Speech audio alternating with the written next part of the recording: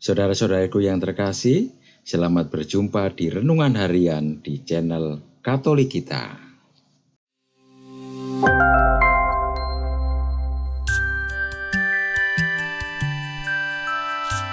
Hari ini, Selasa, 6 Mei 2025, Pekan ketiga Paskah.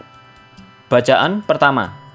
Bacaan diambil dari Kisah Para Rasul, bab 7, ayat 51, sampai dengan bab 8 ayat 1a. Di hadapan sidang Mahkamah Agama Yahudi, Stefanus berkata kepada imam besar, para penatua dan ahli Taurat, "Hai orang-orang yang keras kepala, yang tidak bersunat hati dan telinga, kamu selalu menentang Roh Kudus, sama seperti nenek moyangmu, demikian juga kamu. Siapakah dari nabi-nabi yang tidak dianiaya oleh nenek moyangmu? Bahkan mereka membunuh orang-orang yang telah menubuatkan kedatangan orang benar, yang sekarang telah kamu khianati dan kamu bunuh. Kita telah menerima hukum Taurat yang disampaikan oleh malaikat-malaikat, tetapi kamu tidak menurutinya." Mendengar semuanya itu, para anggota Mahkamah Agama sangat tertusuk hatinya. Maka mereka menyambutnya dengan gertakan gigi. Tetapi Stefanus, yang penuh dengan Roh Kudus, menatap ke langit. Ia melihat kemuliaan Allah dan Yesus berdiri di sebelah kanan Allah. Maka katanya, "Sungguh, aku melihat langit terbuka dan Anak Manusia berdiri di sebelah kanan Allah."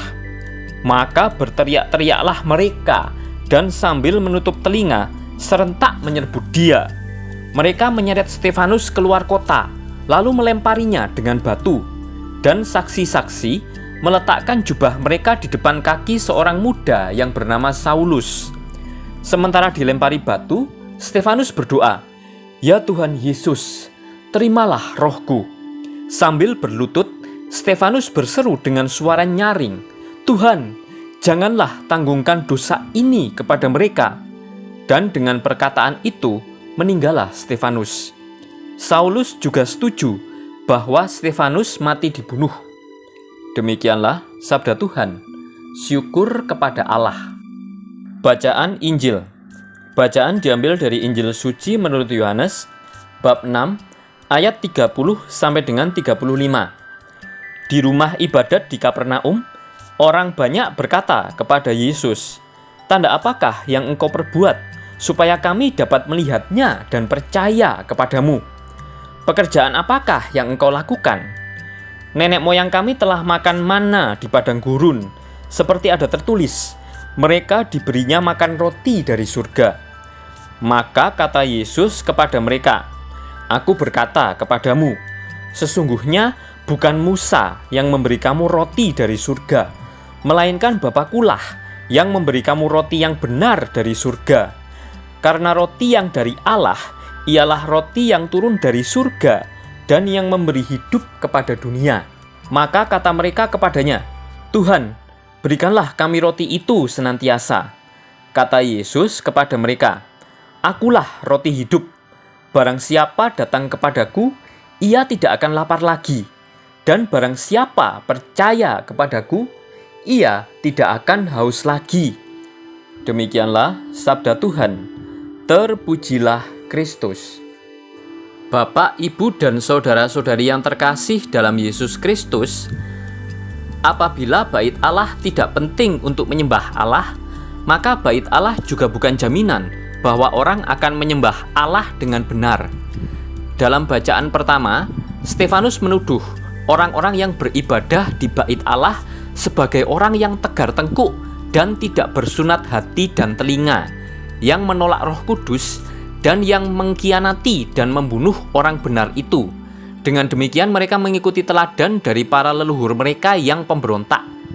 Stefanus telah dituduh sebagai menghujat hukum Musa. Jawaban Stefanus ialah bahwa sesungguhnya bukan dirinya yang bersalah atas dosa ini, tetapi orang-orang Yahudi yang sejak zaman Musa telah melanggar firman Allah. Stefanus dituduh menghujat Allah karena mengesampingkan bait Allah. Jawaban Stefanus ialah bahwa sejarah Israel sendiri membuktikan bahwa bait Allah hanya merupakan bangunan sementara dan tidak penting untuk menyembah Allah dengan benar.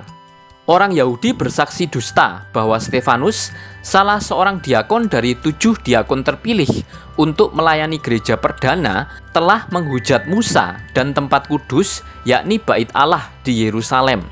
Akibatnya, Stefanus diadili di depan mahkamah agama Yahudi. Stefanus penuh dengan Roh Kudus, maka wajahnya seperti seorang malaikat. Hal yang menakjubkan adalah Stefanus berani melawan arus. Ia berada di depan para pemuka agama, yakni para imam besar Yahudi, tetapi ia berani mewartakan Yesus yang sudah bangkit dari kematian. Stefanus mengajukan pembelaan dirinya atas kebohongan yang dilakukan para saksi palsu. Ia berkata, "Hai orang-orang yang keras kepala dan yang tidak bersunat hati dan telinga, kamu selalu menentang Roh Kudus, sama seperti nenek moyangmu, demikian juga kamu. Siapakah dari nabi-nabi yang tidak dianiaya oleh nenek moyangmu? Bahkan mereka membunuh orang-orang yang lebih dahulu memberitakan tentang kedatangan orang benar, yang sekarang telah kamu khianati dan kamu bunuh. Kamu telah menerima hukum Taurat yang disampaikan oleh malaikat-malaikat, akan tetapi kamu tidak menurutinya." Dalam pembelaan Stefanus ini, ia melihat di dalam diri orang-orang Yahudi sikap keras hati, tidak menerima Roh Kudus di dalam hidup mereka. Oleh karena itu, tindakan mereka brutal. Para nabi juga dibunuh begitu saja. Orang terakhir adalah Yesus Kristus, yang oleh Stefanus disebut orang benar, mereka khianati dan bunuh.